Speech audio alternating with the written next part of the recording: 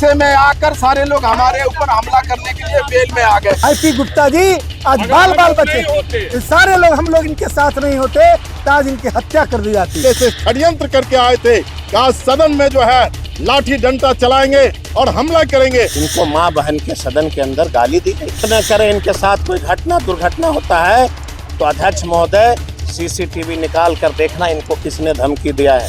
हो रही है और देखिए छात्रों के सवाल पर अब देखिए आरजेडी के विधायकों ने मोर्चा खोल दिया है। नमस्कार, आप लाइव सिटीज देख रहे हैं, आपके साथ मैं हूं वसीम खान। देखिए सदन के बाहर विपक्ष का जोरदार हंगामा देखने के लिए मिल रहा है। तमाम आरजेडी के जो विधायक हैं वो अब सदन के बाहर उन्होंने मोर्चा खोल दिया है और देखिए रणविजय साहू है, लोक मेहता है, आईपी गुप्ता है, तो यूं कहें कि विपक्ष के तमाम विधायकों ने मोर्चा खोला है और देखिए जमकर नारेबाजी हो रही है। और देखिए छात्रों के सवाल पर अब देखिए आरजेडी के विधायकों ने मोर्चा खोल दिया है और जोरदार नारेबाजी कर रहे हैं। और देखिए तमाम जो विधायक हैं वो इस तरीके से प्रदर्शन कर रहे हैं और देखिए पत्रकारों से बात करेंगे, इनसे बात करेंगे। अभी एक गुंडागर्दी का दृश्य सदन में उपस्थित हुआ। सारे भारतीय जनता पार्टी के जो सदस्य थे वो बेल में आकर आईपी गुप्ता जी पर उन्होंने हमला करने की कोशिश की, गाली दिया, अति पिछड़ा समाज, अति पिछड़े के बेटा को अपमानित करने का काम किया। हम सारे लोग इनके साथ हैं और इनका नहीं होते तो आज इनके सदन के अंदर हत्या हो जाती। देखिए एक्चुअली ये हुआ कि हम पीछे भी कैमरा लगा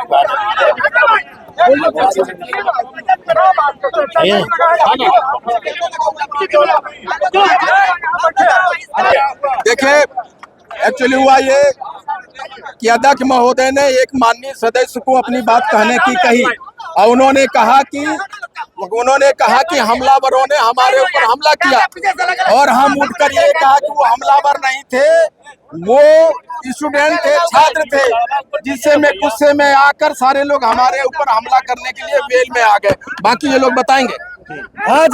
आज सदन में जो हुआ वह आज जो सदन में हुआ, सदन के इतिहास में काला अध्याय लिखता है। देश के और बिहार के छात्र और युवाओं को गाली दी गई, उसे गुंडा कहा गया, उसे हमलावर कहा गया। उनके आंदोलन के प्रति उनकी कोई संवेदना नहीं है। भारतीय जनता पार्टी के सदस्य बेल में इस तरह से आ गए जैसे कोई गुंडा पूरा ग्रुप आकर किसी पर हमला करता है। आईपी गुप्ता जी आज बाल बाल बचे, सारे लोग हम लोग इनके साथ नहीं होते तो आज इनकी हत्या कर दी जाती। हमें खेद है कि सदन में आज प्रजातांत्रिक मूल्यों की लड़ाई में भारतीय जनता पार्टी के सदस्यों ने बहुत ही गलत स्टेप उठाया और छात्र युवाओं के खिलाफ उन्होंने अपने बयान दिए और उस बयान की मैं तीखी भर्त्सना करता हूं। जो सदन का एक सदस्य अपने क्षेत्र से जीत कर आता है, छात्र और युवाओं की भी उनकी भूमिका होती है। आज पूरा देश का छात्र और युवा आहत है, उनके कैरियर के साथ खिलवाड़ किया जा रहा है, उनके हक और हुकूक नहीं दिए जा रहे हैं।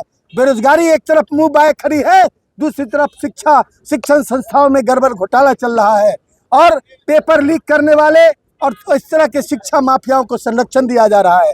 ऐसे सवाल यदि सदन में नहीं उठेंगे तो कौन सा सवाल सदन में उठेगा? सड़क पर जनता, सड़क पर युवा, यहाँ से लेकर दिल्ली तक बर्बरतापूर्ण उनके साथ व्यवहार किया जा रहा है। लाठी से मार कर किसी को विदेशी बताया जा रहा है, किसी को घुसपैठिया बताया जा रहा है।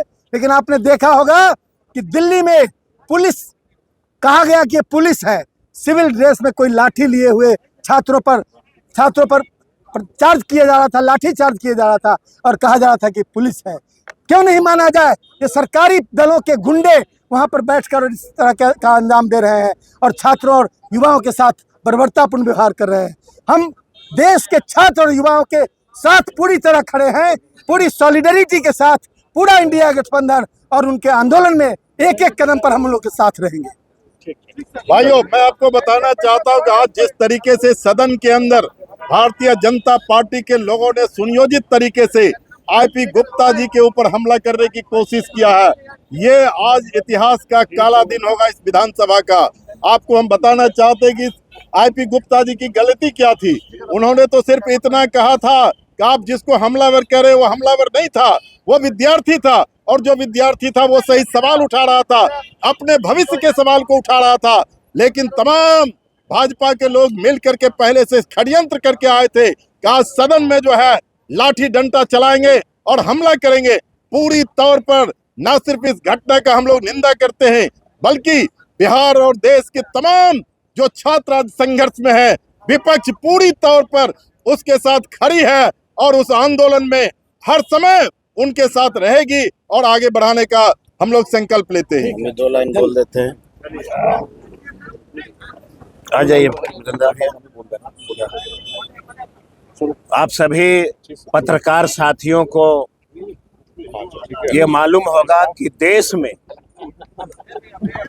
तमाम हमारे बेटे और बेटियां, हिंदुस्तान की बेटे और हिंदुस्तान की बेटियां अपनी मांग को लेकर के सड़क पे प्रदर्शन कर रहे हैं।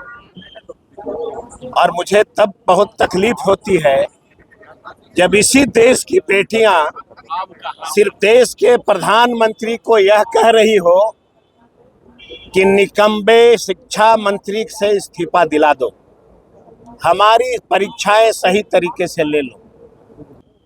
ये जनता का मंदिर है, ये न हिंदू का मंदिर है, न सिख का मंदिर है, न ईसाई का मंदिर है। ये जनता का, लोकतंत्र का मंदिर में एक गुप्ता परिवार का व्यक्ति जिन्होंने सदन में बस इतना ही कहा कि हम चाहते हैं कि देश और बिहार के छात्रों के साथ न्याय हो। भाजपा के कुछ साथियों ने जो जनता से चुन के आए हुए हैं, इनके आचरण का जितना भी निंदा करे कम है। इनको मां बहन के सदन के अंदर गाली दी गई। क्या आप इस देश के इतिहास में कभी सुना है कि लोकतंत्र के मंदिर में जनता से चुन के आए हुए पक्ष और विपक्ष कोई किसी को मां बहन का गाली दे सकता है? जो छात्र आंदोलन कर रहे हैं उनको गुंडा शब्द कह करके सदन के अंदर पुकारा जा रहा है। एक अति पिछड़ा का बेटा, अगर राष्ट्रीय जनता दल और महागठबंधन के साथी वहां नहीं होते तो आज इनके साथ देश के इतिहास में ऐसा पन्ना लिखा जाता। जो सदन के अंदर किसी सदस्य की हत्या नहीं हुई है, आज इनकी हत्या कर दी जाती और धमकी दी जा रही है कि सदन के बाहर निकलना तो तुमको बताएंगे। मैं तो आईपी गुप्ता से और बिहार के तमाम अति पिछड़ा के साथियों से आग्रह करता हूं कि ईश्वर न करे इनके साथ कोई घटना दुर्घटना होता है तो अध्यक्ष महोदय सीसीटीवी निकाल कर देखना इनको किसने धमकी दिया है। लोकतंत्र का मंदिर में आप जरा बताइए पत्रकार के साथियों, क्या देश के छात्र और छात्राएं जहां नरेंद्र मोदी बैठते हैं लोकसभा में, क्या वह लोकसभा की जमीन देश के छात्र छात्राएं रजिस्ट्री करने कह रहा है? क्या बिहार में प्रदर्शन हुआ? क्या बिहार के छात्र ये विधानसभा का जमीन रजिस्ट्री की मांग कर रहा है? क्या अपना घर मांग रहा है? बस इतना ही कह रहा है कि हमें न्याय दे दो, निकम्बे मंत्री को हटा दो और परीक्षा सही तरीके से ले लो। अगर इस तरह का मांग में आप उसको कुचलते हैं, मारते हैं, तो शायद देश के लिए ये बड़ा दुर्भाग्य दिन होगा और बड़ा दुर्भाग्य अध्याय होगा। तो हम आपसे सभी से आशा रखते हैं कि आप देश के चौथे स्तंभ हैं। मैं देख रहा हूं कुछ साथी के, पत्रकार के साथी छात्र के प्रति थोड़ा अपशब्द का प्रयोग कर रहे हैं। हम प्रार्थना करते हैं कि आप देश के चौथे स्तंभ हैं और इस धरती पर और इस देश में अगर सबको सम्मान के दृष्टि से देखा जाता है तो वह देश के चौथे स्तंभ को देखा जाता है। और देश का करोड़ों छात्र और छात्राएं आपकी ओर टिकटिकी निगाहें से देख रहा है। आप उनके न्याय में साथ देंगे। बहुत बहुत धन्यवाद। दो बातों पर साथियों, दिल्ली से लेकर के पटना तक सरकार का जो रुख छात्रों के प्रति रहा है, कल हम लोगों ने पटना में देखा कि कैसे छात्रों के ऊपर बर्बर लाठीचार्ज किया गया और आज देश के प्रधानमंत्री इस आंदोलन को समझने के बजाय, छात्रों की बात सुनने के बजाय दो जुमला फेंके हैं।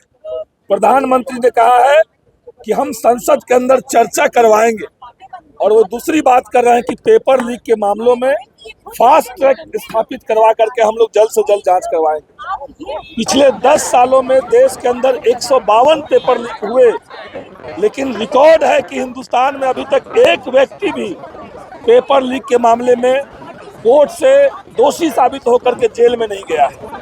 तो आपने सुना विपक्ष के तमाम विधायकों को, आईपी गुप्ता को देखिए गाली दिया गया, मां बहन की गाली दी गई, ऐसा कर रहे हैं विपक्ष के जो विधायक हैं आरजेडी के कुमार सर्वजीत, और हत्या कर दी जाती। फिलहाल इस वीडियो में इतना ही। आपका बहुत बहुत शुक्रिया।